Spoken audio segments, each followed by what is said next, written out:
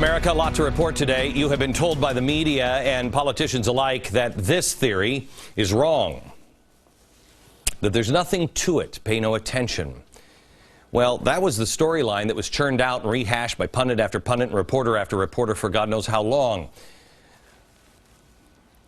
But as we watch the Middle East and now the rest of the world catch fire, and we watch the events of the day play out, well, it has to become more and more clear who's correct and who is incorrect. And so then the question would become, well, wait a minute, why hasn't the incorrect side rushed? You know, all those who rush to dismiss or discredit the viewpoint come out now and rush out and say, whoa, whoa, whoa, wow, it is really happening. What would stop them from reporting what is now the undeniable documented truth? This is important because you will see by the end of the show that there is another agenda, another possible explanation. I think the likely explanation here is those with real power need you to need them. And to need them, you have to be uninformed, unprepared, and afraid. Because the top can't come down unless the bottom demands it. And they will only demand it if people are uninformed, unprepared, and afraid. Watch tomorrow's program as we delve into this a little bit with some things that you won't believe that people haven't reported on. Everything becomes so much clearer when you read. Well, they need to silence anybody who could possibly explain the truth of what's really going on. So tonight I want to explain the truth. And I want to start with a little bit on what's happening in the Middle East. The uprisings in Egypt and Tunisia. We told you on January 31st, watch Tunisia, that the massive unrest that we alerted you on could be the Archduke Ferdinand moment. Now, that was the trigger of World War I. Nobody understood that at the time, and nobody understood on January 31st that history was about to repeat itself. I believe it has.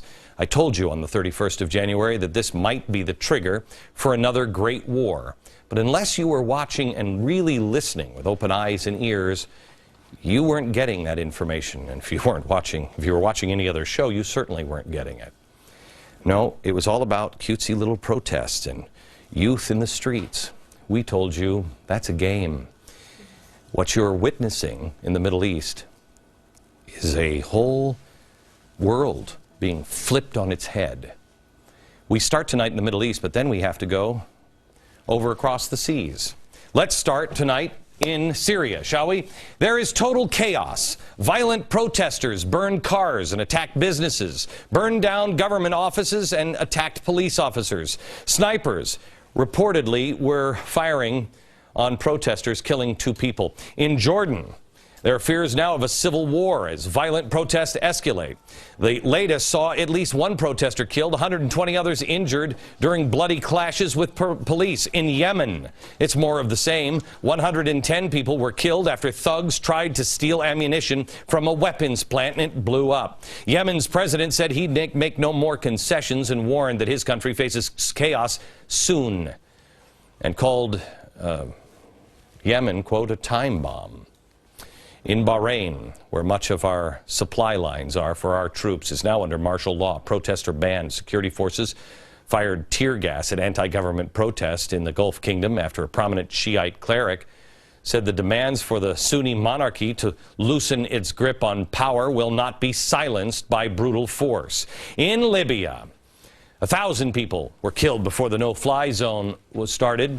Then the president decided to put a no-fly zone in, but it's one that I've never seen. I've never seen a no-fly zone like this ever before in my life. The president is going on TV tonight to try to explain to America finally what we're doing there. That's just 9 days after the bombs started. I've never seen that before.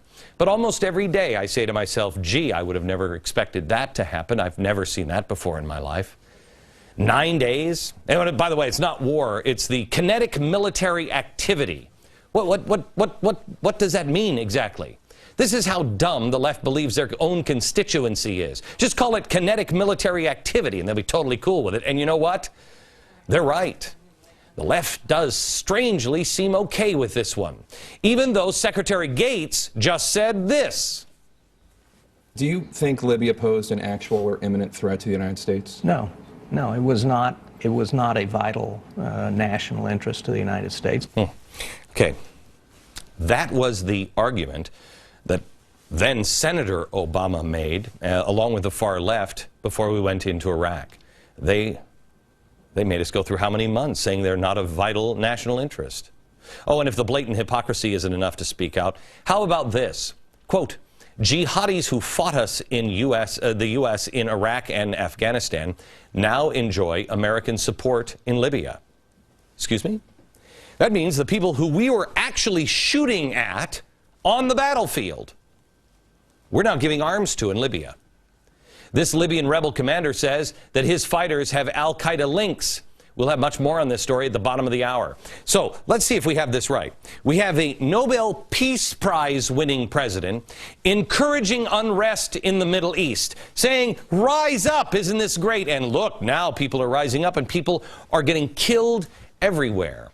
Then he gave the command to launch America's third military conflict with a Muslim nation that poses no immediate threat, never made the case to the American people, and no exit strategy. And no one is even asking or answering the question, what does victory look like?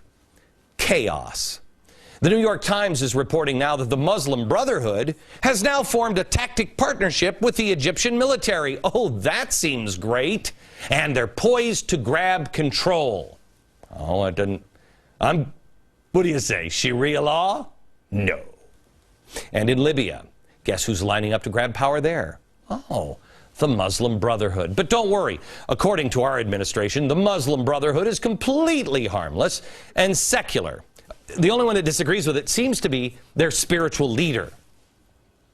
أتمنى في ختام كلمتي هذا أن يهيئ الله لي في ختام حياتي فرصة للذهاب إلى أرض الجهاد والمقاومة على كرسي متحرك فأطلق رصاصة على أعداء الله اليهود. Isn't that great? I'm sure he's just a grandfather, though, so when he says he wants to shoot the Jews from his wheelchair, I'm sure he means it in a grandfatherly sort of way. So, the next step. Well, the next step seems to be, let's see, they gather together against Israel, against capitalism, and overturn stability. Oh yeah, here it is. Protests become contagious. They cascade, they sweep the Middle East, and then begin to destabilize Europe. Well, let's see if this has happened. All of the unrest that would spread to Europe and eventually to America. No, that can't happen. That's a crazy conspiracy theory. In Europe this weekend, well, let's take a look what happened. Their biggest, most violent round of protests yet. According to reports, 500,000 people showed up, and while the press tried their best to label the protesters as mostly peaceful, that's amazing. The video reported the anarchists throwing missiles, attacking banks, attacking police, smashing windows. 84 were injured, 31 police officers. And that video kind of says that it's maybe not mostly peaceful. What do you think? Next up is the royal wedding. These same thugs are announcing now that they're planning protests there. And as the government is cutting programs, will there be anything that is more angering to the people than an over-the-top opulent royal wedding? Or at least can be used against the crown? I remember the last time they surrounded Prince Charles and Camilla, they attacked them in their car. Remember this? They surrounded and said, off with their heads, and they meant it. So what's going to happen this time? I don't know. But I have a pretty good idea because I read this book. I've asked you now for 2 years. Please, America, read this book. This is The Coming Insurrection, The Invisible Committee. Many of these people are in jail that wrote this. Some of these people are, I'm guessing, are involved in all of this stuff. The UK protests were led by the trade unions. Ah, really? They gained momentum because they had gotten everybody together. And then they had a new group called UK Uncut, which is great. Because look, just like in our country, unions are in bed with the politicians. And if they can spur something on, wouldn't it be great? Well, here's Here's our president in league with the unions. Now let me show you the Labour Party head in Great Britain, Ed Miliband. He's also standing with the unions in the protests. Watch this. And I think it's wrong what the government is doing. They are going too far and too fast. There is an alternative, and they should listen. And it's not just me saying it, it's people up and down this country who are saying it too. Yeah, I don't know if you see all the red flags there in the background. He's in trouble today because things got so violent. The very same attitude and group are coming around now to our shores, which is all spelled out in here. I'll explain that in a second. UK Uncut. I want to stop there. This is a nasty new little group. It's a group that was started by a 22-year-old kid who looks like somebody who would date your daughter and you'd be like totally fine with it. He wants to oppose anyone who, quote, is ripping off this country, end quote. That includes banks or any corporation, really, because they're all alike. Does that sound familiar? Well, I heard that language before in the unions, and quite honestly, from people like Media Matters as well. Unions are planning that here in America. Last week, we released some exclusive audio dug up by my researchers. It's audio of Stephen Lerner. He said unions are dead and community organizers are almost dead too. And as a result, this union organizer, Stephen Lerner, said, we're in a moment where we need to figure out in a direction, in more direct action, more concrete way, how we really are trying to disrupt and create uncertainty for how corporations operate. It's just weird how very anarchist of SEIU. Well, they have some partners in crime now, which may be literal crime. UK Uncut stormed a luxury grocery store with 145 people were arrested. Police said they were intent on rampage. London officials said the group was disorganized and, quote, the only time they showed any enthusiasm was when one of them shouted, "The Bank of America has just been attacked in America," and they all cheered. Losers.